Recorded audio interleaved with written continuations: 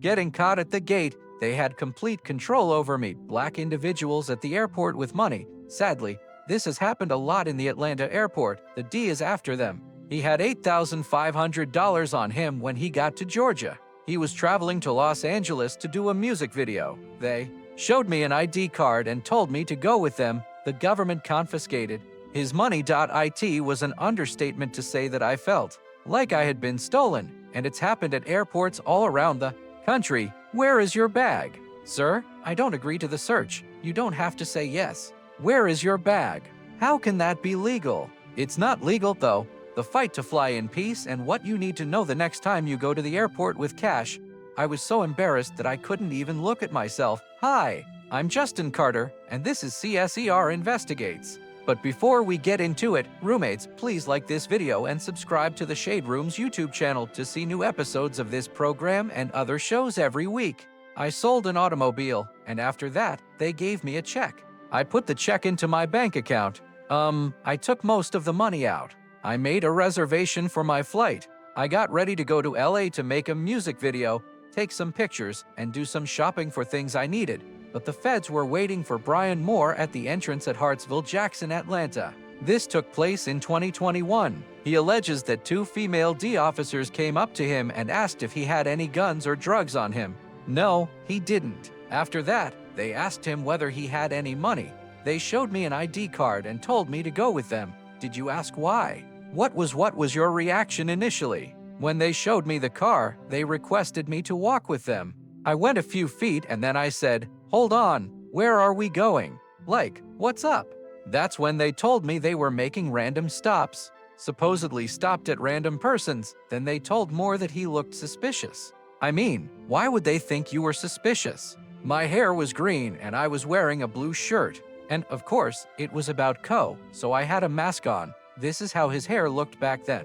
He did have green hair, but there was nothing about him that day that made it seem like he was doing or carrying anything illicit. You know, I told them I was a disabled soldier who had been honorably discharged. I practically told them everything. And nothing mattered. They not only took the $8,500 he had on him, but they also told him to go forward with his travel as if nothing had happened. They said something like, "Yeah, you should get on the plane before you miss your flight." That's what they said. And what did you do? I boarded the plane without any money. Yes, with nothing. For real. He came to Los Angeles and had to call off his video session. He did call the police when he got back to Atlanta, but they sent him back to the D's office. Basically, they just treated me badly. After he sued the government, he won 2 years later. But here's the joke. Moore went even further and asked the court for the $15,200 in fees that his lawyers charged him while they were defending him. The court, on the other hand, said no. They said that Brian Moore didn't really win the case because the government had asked for it to be thrown out. The judge then answered, "No, go, when we asked for attorney's fees. You haven't really won." And we were all kind of confused by this because how could you win more than getting all your money back? Dan Albin is the senior attorney for the Institute for Justice who took this case to a federal appeals court. The civil forfeiture system is unfair to people who own property and helps the police. You lose if you don't do anything. He argues that what the D is doing is termed civil forfeiture, and in this case, it's a way for the government to steal money at us airports, especially in big cities. He argues that a lot of the time, people who have their money taken don't bother to try to get it back in court because it's too expensive. The seizures of cash and other things are usually not very big, so you would often have to pay more for an attorney than the property that was taken.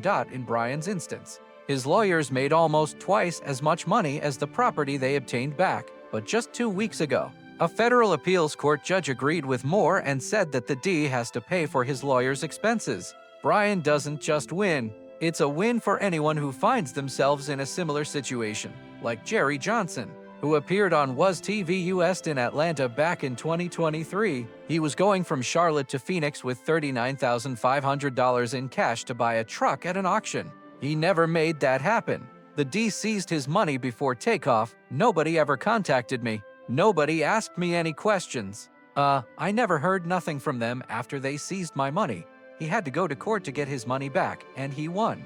But this individual who sat down with the Institute for Justice last year didn't quite go that far. I would think that this had to be a mistake of some type. He knew his rights and wouldn't give up his luggage when he said D officers tried to coerce him into giving it up for a search. They also asked for a dog search, where officers tell the dog that something suspicious is inside. But you can tell that the dog didn't smell anything. I was waiting by the jeepage for about 5 minutes when I saw the dog handler come through one of the airport gates. At first, he pointed the dog toward my luggage, and the dog sniffed it and then went right past it. A few seconds later, he started clicking his fingers, and the dog started coming back.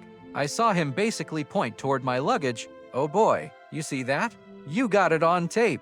Don't cut that bit out of the video either. It's a grab first, ask questions later kind of situation. That taped exchange, it changed everything in January. The D said it was stopping the transportation interdiction program completely. Albin says it came after a harsh assessment from the Inspector General's office that said these meetings could be open to racial profiling. One is when an agent talks to someone without any reason to believe that person is doing something wrong.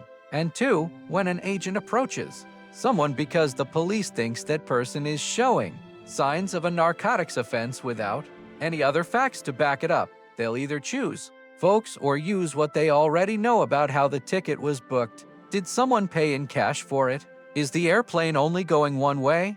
Is the flight going to turn around quickly? They'll use those kinds of things to find out who they want to talk to before they get on their trip. How is that okay? It's not legal, but sadly, they get away with it a lot of the time. That's why Albin and his team are suing the D and the TSA in a class action lawsuit for taking money at airports without a valid warrant. But this is when things get hard. The D could alter their minds and bring back this program at any time with the new president in charge unless the courts stop them. There has been a demand for Congress to step in and stop illegal civil forfeitures. The D hasn't said anything about this in public, but we'll be keeping an eye on it and letting you know what happens. I'm Justin Carter, and I'm doing the research for CSER Investigates. Hey roommates, thanks for watching our YouTube channel. Do you want more episodes of CSER Investigates? Make sure to follow us and visit theshadroom.com.